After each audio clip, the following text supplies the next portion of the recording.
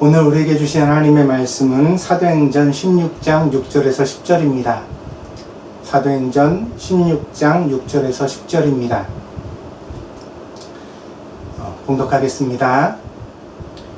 성령이 아시아에서 말씀을 전하지 못하게 하시거늘 그들이 부르기아와 갈라디아 땅으로 다녀가 무시아 앞에 이르러 비두니아로 가고자 애쓰되 예수의 영이 허락하지 아니하시는지라.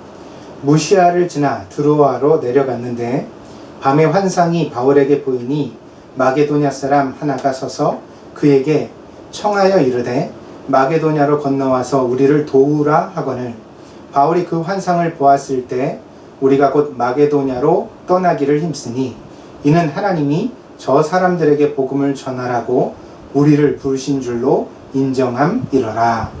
아멘. 바울은 본래 아시아 선교를 마음에 계획하고 있었습니다. 본문은 그것을 막은 것이 성령이라고 기록하고 있습니다. 하나님의 경륜에 의하여 먼저 유럽의 복음이 전파되기를 원하셨고 그 하나님의 뜻을 비로소 바울이 깨달아 복종하고 길을 바꾼 사건이 바로 오늘 우리가 읽은 본문의 내용인 것입니다. 이 사건으로 인하여 바울은 그리스와 이탈리아에 가서 복음을 전하였고 전승에 의하면 멀리 스페인까지 갔었다고 그렇게 알려져 있습니다. 그리고 바울의 이 선교 여행의 결과로 세워진 유럽의 교회들이 박해 속에서도 힘있게 전도하여 마침내 천년의 제국 로마를 극복하게 되어졌고 결과적으로는 온 세상에 복음을 전파하는 교회가 세워지게 되었던 것입니다. 그래서 서양의 학자들은 성경에 기록된 이 사건을 역사의 전환점이라고 부릅니다.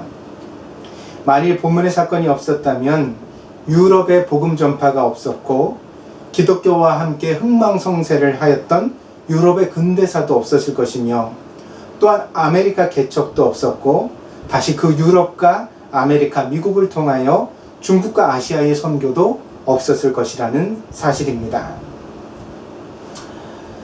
그래서 이 본문의 사건이 매우 역사적으로 중요한 그런 전환점이 된다는 사실을 우리가 이해할 필요가 있습니다. 사실 바울은 매우 목적지향적인 사람이었습니다. 고린도전서 9장 26절에 보니까 사도 바울이 그렇게 이야기를 합니다. 그러므로 나는 다름질하기를 향방 없는 것 같이 아니하고 싸우기를 허공을 치는 것 같이 아니하며. 그러니까 목적이 뚜렷하다는 이야기죠. 그냥 되는 대로 사는 사람이 아니라고 자기 자신에 대하여 그리고 사역에 대하여 설명하고 있는 것입니다. 뚜렷한 비전이 이 사도 바울의 인생을 지배했습니다. 온 세상에 복음을 전파해야 한다는 강렬한 열정이 항상 사도 바울의 마음에는 불처럼 타오르고 있었습니다. 그러나 열정이 뜨겁다고 해서 반드시 좋은 결과를 내는 것은 아닙니다. 열정이 가득한 사람들은 가끔 우울함의 함정에 빠집니다. 왜냐하면 그 열정이 막히는 지점에서 깊은 좌절을 경험하게 되기 때문입니다. 마음이 뜨거운 사람일수록 뜻대로 안 되는 걸 못 견디는 거죠. 그리고 그런 실패가 엄청난 큰 충격으로 다가올 수 있습니다. 바울은 선교하고 싶었습니다. 그런데 아시아를 향한 그의 계획이 막혔습니다. 본문에는 자세하게 언급되지 않아서 그 구체적인 내용을 우리가 다 알 수는 없습니다. 선교 여행에 필요한 경비가 부족했던 것인지 혹은 사람의 관계 속에서 문제가 생긴 것인지 혹은 오늘 우리가 겪고 있는 지금의 문제처럼 전염병으로 인하여 국경이 막히거나 혹은 정치적인 문제가 발생했을 수도 있습니다. 어떤 문제인지는 모르지만 후에 누가가 이 사도행전을 기록할 때 누가는 이 사도 바울의 일행이 가고자 했던 선교 여행이 막힌 사건을 뭐라고 기록했냐면 성령이 막으셨다 이렇게 기록하고 있습니다. 이 구절은 우리에게 매우 중요한 시각을 제시합니다. 그것은 잘 되는 것만 아니라 하나님의 잘 되는 것만이 아니라 때로는 막히고 안 풀리는 것도 분명히 하나님의 인도하심일 수 있다는 사실입니다. 그래서 바울은 이 비밀을 깨닫고 로마에 편지할 때 이렇게 썼습니다. 로마서 8장 28절입니다. 우리가 알거니와 하나님을 사랑하는 자 곧 그의 뜻대로 부르심을 입은 자들에게는 모든 것이 합력하여 선을 이루느니라. 이 모든 것이라는 것은 내가 의도하지 못한 것, 내 뜻대로 안 되는 것도 포함되어져 있는 거죠. 근데 그 모든 것이 합력하여 하나님의 뜻 가운데 선을 이룰 수 있다고 그렇게 편지했던 것입니다. 일본을 대표하는 작가 무라카미 하루키의 첫 장편 소설은 1979년에 출간된 바람의 노래를 들어라 입니다. 하루키는 이 소설로 군조 신인 문학상을 받게 되었는데 이때에도 찬반의 평가가 극명하게 엇갈리는 논란의 작가였다고 합니다. 그런데 그 소설 중에 이런 장면이 있습니다. 태평양 한가운데 조난당한 한 남자가 튜브를 붙잡고 표류하고 있습니다. 그게 이제 난파한 배에서 여러 가지 떠 있는 그런 것들이 있죠. 그런 것들을 붙잡고서 이제 표류하고 있는데, 근데 어느 날 저 멀리서 똑같이 튜브를 잡은 한 여자가 헤엄쳐 옵니다. 그들은 나란히 바다 위에 떠 있으면서 이런 잡담을 나누게 됩니다. 그렇게 밤이 맞도록 이야기를 나눈 이후에 여자는 여기 이대로 있을 수 없다고 결정을 내립니다. 그래서 어딘가 있을지도 모를 섬을 향해 헤엄쳐 가기로 결정을 합니다. 하지만 남자는 떠나지 않죠. 자기는 여기 그대로 있겠다. 그렇게 결정을 내립니다. 그래서 여자는 열심히 헤엄을 쳐 가고 남자는 튜브에 둥둥 떠 있는 채로 어딘가에서 건져 올린 맥주를 마십니다. 여자는 이틀 밤낮을 열심히 헤엄을 쳐서 어딘가의 섬에 도착했습니다. 구원을 얻은 거죠. 이 섬에 도착하여 살아남았습니다. 그런데 이 남자는 계속 그 자리에 둥둥 떠 있으면서 맥주를 마시다가 술에 취한 채 구조대에 의하여 구조를 받게 되어집니다. 공교롭게도 몇 년 후에 이 둘은 어느 고지대의 작은 술집에서 우연히 마주치게 됩니다.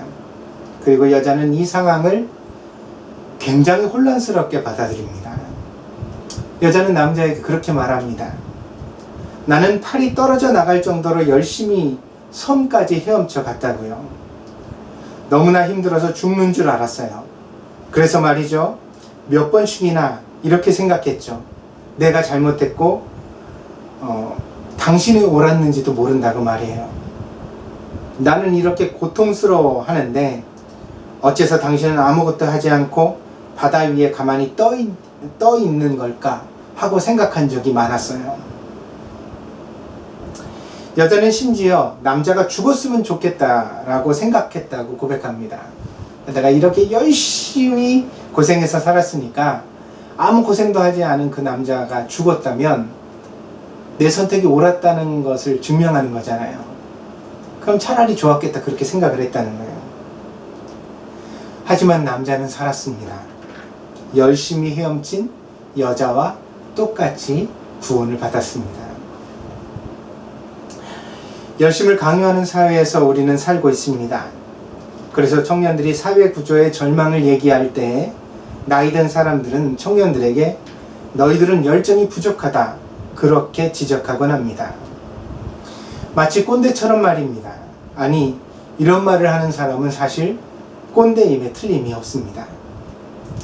그러나 열정이 모든 것을 해결하는 것은 아닙니다. 인생은 보다 복잡하고 어려운 문제들로 가득 차 있고 그렇기 때문에 우리는 하나님의 은총을 구하는 것일지도 모릅니다. 그런데 하나님의 인도하심을 받기 위해서는 우리가 가진 호불호의 판단을 잠시 내려놓아야만 합니다. 다시 말해서 내가 원하는 대로 된다고 반드시 좋은 것도 아니고 내가 원하지 않는 대로 된다고 하여서 반드시 나쁜 것도 아니라는 생각을 받아들여야 한다는 것입니다.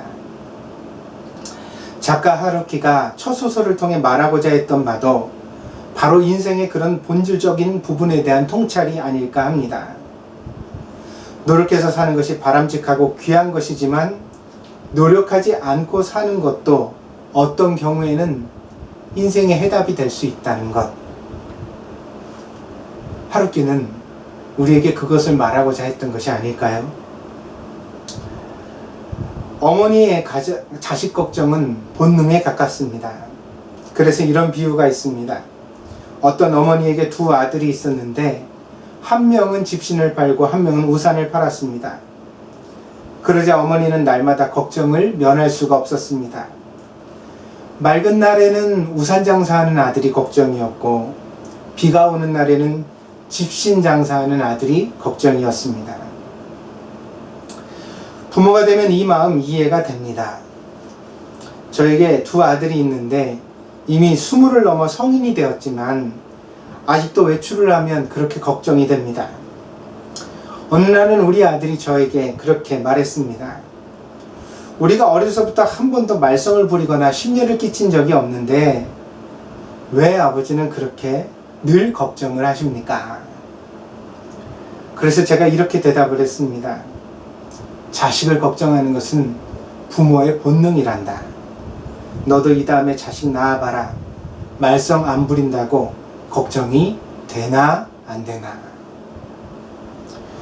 그러니 집신 장사와 우산 장사의 어머니는 사실 그 장사가 잘 되고 안 돼서 걱정한 것이 아니라 그저 아들들을 걱정한 것이 맞는 말일지도 모릅니다. 그러나 또한 조금만 생각을 바꾸어 보면 달라지지 않을까 하는 생각도 해봅니다. 맑은 날은 집신이 많이 팔려서 좋은 날이고 비가 오는 날은 우산이 많이 팔려서 좋은 날이라고 생각한다면 날마다 감사하고 기쁜 날이 될 수도 있지 않았을까. 날씨는 하나님이 우리에게 공통으로 주시는 조건입니다. 그것은 좋고 나쁨을 따지지 말고 그저 받아들여야만 합니다. 그래야 삶의 자리가 평온해지는 것입니다. 바꿀 수 없는 것까지 걱정의 조건으로 만들면 우리의 일상은 근심과 염려의 불행에 빠지지 않을 길이 없습니다.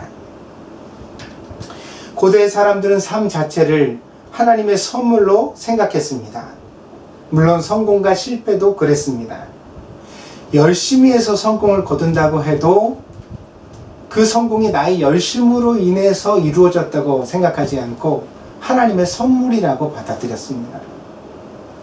이런 운명적인 태도가 반드시 좋은 것은 아닙니다.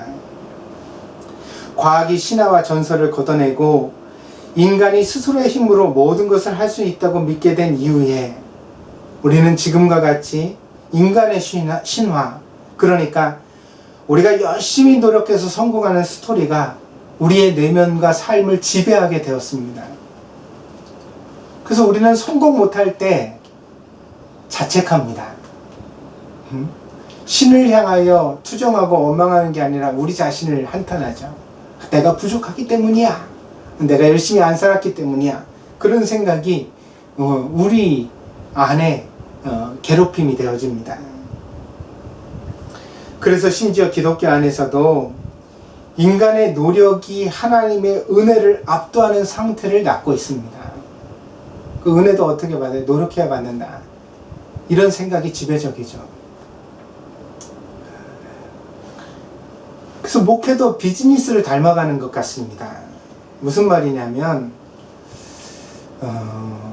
목회가 크고 작음이 외형적으로는 있을 수 있죠. 그 내용적으로는 없지만 사실 한 명을 놓고 목회를 하든 10명을 놓고 목회하든 혹은 1000명을 놓고 목회하든 한 사람의 영혼이 천하보다 귀하기 때문에 그것은 값으로 따질 수 없는 귀한 사역입니다.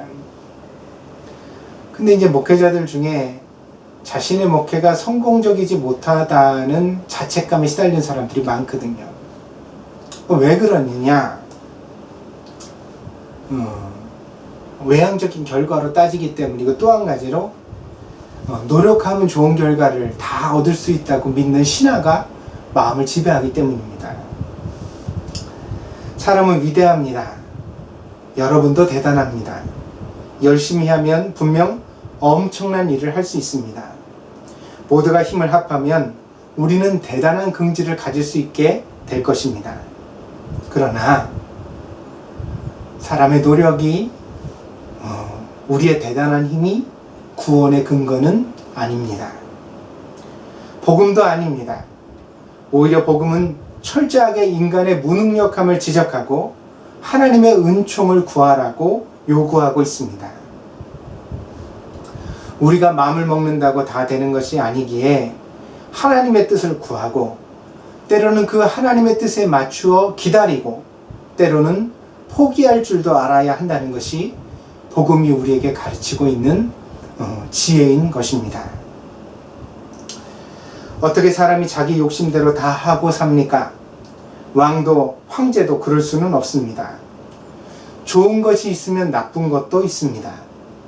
인생에서 좋은 것만 취하고 나쁜 것은 외면하려고 하는 태도야말로 가장 어리석은 태도입니다. 그런 태도야말로 인생을 실패했다는 함정에 빠뜨리고 맙니다. 그래서 우리는 나의 뜻대로 되지 않을 때의 은혜를 구해야만 합니다.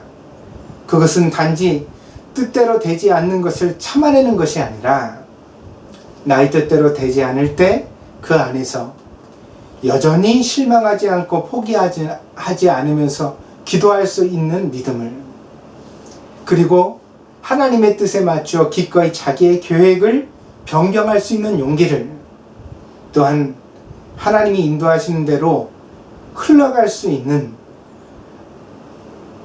그 흘러가는 상황을 실패라고 받아들이지 않을 수 있는 분별력을 구하는 것입니다. 내 뜻보다 크신 하나님의 뜻을 믿고 신뢰하기에 새로운 길을 걸어가는 것을 주저하지 않는 담대함을 하나님께 구하는 것입니다. 오늘 본문에서 바울은 드로아라는 도시에서 마침내 환상을 보게 됩니다. 드로아는 지금의 터키 지방입니다. 이곳에서 이제 아직까지는 아시아에 속하는 거죠. 그런데 에게를 건너서 배를 타고 에게를 건너가게 되면 드디어 마게도니아, 그리스 북부 지역에 이르게 되어집니다. 바울은 환상 속에서 마게도니아 사람을 만나게 되어집니다. 이 마게도니아 사람의 초청을 받고 이것을 성령께서 자기들의 길을 인도하시는 것이라고 이해하였습니다. 답답했던 그의 진로가 뻥 뚫리는 장면이 아닐 수 없습니다. 물론 하나님께서 사도 바울의 일행을 이 길로 인도하셨다고 하여서 이후로 바울이 꽃길만 걷게 된 것은 아닙니다. 바울은 이 마게도냐 지역에서요, 죽을 위험을 수없이 겪게 됩니다. 전도를 하다가 핍박을 받고 죽을 위험에 처하게 되어지죠. 그러면서도 이 위험 속에서 앞으로 전진해 갔습니다. 그의 사역에서 때로는 실패로 보여지는 장면도 있었지만 때로는 억울한 일도 많이 당했지만 그러나 사도 바울은 뒤로 물러서지 않았습니다. 자기가 잘못된 길을 왔다고 생각하지 않았습니다. 왜요? 하나님이 인도하시는 길이라는 확신이 그의 마음의 중심에 뜨겁게 있었기 때문입니다. 바울은 넘어설 수 있는 고난은 넘어서고 넘어설 수 없는 고난 앞에서는 기다리며 하나님의 뜻을 쫓아갔습니다. 그는 자기가 할 수 있는 최선을 다한 이후에 언제나 하나님의 은혜가 나머지를 채워주실 것이라고 믿었습니다. 그 결과 바울의 발자취는 이후로 2000년의 기독교 역사를 태동시키는 의미 있는 발자취가 되게 되었던 것입니다. 요즘 그런 생각을 합니다. 온 세상이 코로나19로 인하여 멈춰버린 이 상황에서 지금은 열정이 아니라 기다림이 필요한 시간이 아닐까. 바쁘게 내 뜻대로 살아왔던 우리의 일상에서 이제는 잠시 멈추고 하나님의 뜻을 물어야 하는 그런 시간이 아닐까. 그래서 저는 요즘 하나님께 그런 기도를 드립니다. 하나님, 내 뜻보다 하나님의 뜻이 옳습니다. 내 뜻대로 하지 마시고 아버지의 뜻대로 이루어 주시옵소서. 그리고 그것을 받아들일 수 있는 평온한 마음을 내게 허락하여 주시옵소서. 내 뜻대로 되지 않는다고 그것이 실패라고 여기는 사람이 아니게 하시고, 이 모든 것 가운데 나의 인생과 삶을 인도하시는 하나님을 인정할 수 있는 믿음을 내게 허락하여 주시옵소서. 사랑하는 여러분, 인생은 하나님의 선물입니다. 빈손으로 왔다가 빈손으로 가는 것입니다. 너무 물질에 연연하지 마십시오. 이루지 못할 것에 안달하지도 마십시오. 모든 것에는 때가 있습니다. 하나님께서 내게 주신 것이라면 지금 비록 내게 그것이 이루어지지 않는다 할지라도 언젠가는 내게 반드시 이루어질 것입니다. 그리고 하나님께서 내게 주시지 않은 것이라면 내가 아무리 애써도 결국 그것은 내게 오지 않을 것입니다. 열심히 살되 우리는 겸손해야 합니다. 그래야만 하는 이유는 그래야 비로소 우리가 하나님의 뜻을 받아들이고 평강을 누릴 수 있게 되기 때문입니다. 인생의 마지막 날까지 건강하게 살아갈 수 있을 것이기 때문입니다.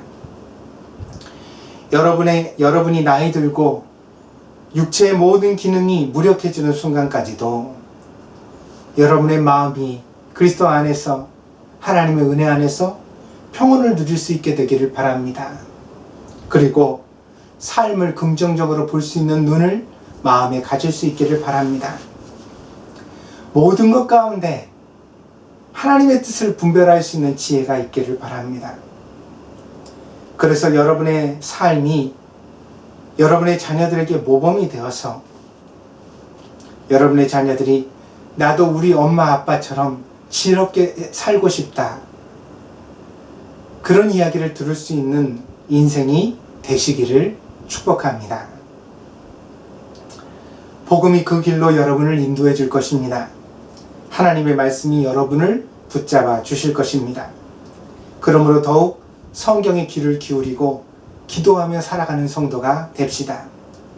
어떤 형편에 있었든지 하나님을 의지하는 마음에서 게을러지지 않도록 합시다. 그리스도의 성령께서 저와 여러분을, 우리 모두를 성령 충만한 가운데 지켜주시기를 간절히 구합니다. 여러분 모두에게 은총이 가득한 한 주간 되시기를 바랍니다. 기도하겠습니다. 복되신 하나님, 우리 안에는 어린아이와 같은 마음이 있습니다. 뜻대로 되지 않을 때 조바심하고 안달하며 마침내는 마음의 병이 나버리는 너무나 철부지와 같은 마음이 있습니다. 이런 마음을 하나님의 성령으로 다스려 주시옵소서. 그리고 우리 뜻대로 되지 않을 때도 하나님의 뜻을 믿고 의연하게 기다리며 그 모든 상황을 잘 받아들일 수 있는 성숙한 마음을 우리 안에 허락하여 주시옵소서. 그리하여 우리가 언제나 하나님의 평강을 누리게 하여 주시고 항상 담대하게 하시고 또 지혜롭게 우리의 인생을 응시할 수 있는 성도가 되게 하여 주시옵소서. 하나님은 우리를 선한 길로 인도해 주십니다. 우리가 목자 되시는 하나님을 잊어먹지만 않으면, 우리가 그 하나님의 말씀을 붙잡은 손을 놓치지만 않으면 하나님은 마침내 좋은 길로 우리를 인도해 가실 줄 믿습니다. 그러므로 오늘 이 믿음 가운데 사랑하는 성도들이 담대하게 서게 하여 주시고 함께 손을 잡고 선한 길로 걸어갈 수 있는 복된 성도들이 다 되게 하여 주시옵소서. 아버지 하나님, 동경드림께 성도들을 지혜롭게 나이 들게 하시기를 원합니다. 그리하여 저들도 부족한 종도 노인이 되었을 때 우리가 서로를 기쁜 마음으로 지켜볼 수 있는 그런 아름다운 관계가 될 수 있도록 축복하여 주시옵소서. 마음도 몸도 건강하게 하나님의 나라 이룰 수 있는 복된 성도들이 다 되게 하여 주시옵소서. 감사를 드리며 모든 말씀 예수 그리스도의 이름으로 기도하였습니다. 아멘.